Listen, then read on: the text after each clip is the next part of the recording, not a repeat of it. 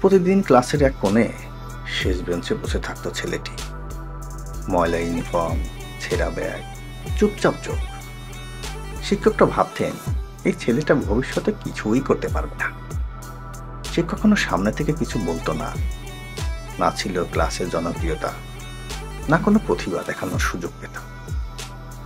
একদিন শিক্ষক রেগে গিয়ে বললেন, তোমার তো কোনো আগ্রহই নেই পড়াশোনায়, ঘরে কি কেউ কিছু বোঝায় না?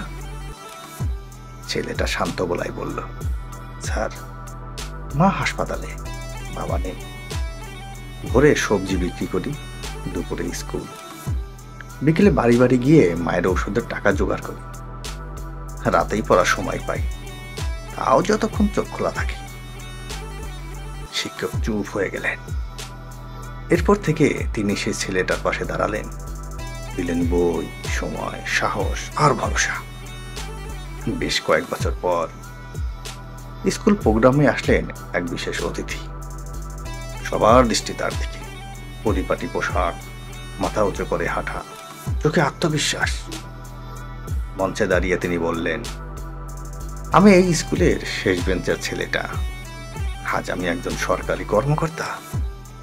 যারা একসময় আমাকে তুচ্ছ ভেবেছিল, তারা না বুঝেই আমাকে শক্ত করেছিল। আর যারা পাশে দাঁড়িয়েছিল, তাদের জন্যই আজ আমি মাথা উঁচু করে দাঁড়াতে পারছি। পুরো হলঘর নিস্তব্ধ। এক কোণে সে বৃদ্ধ শিক্ষকের চোখে জল, মুখে গর্বের হাসি।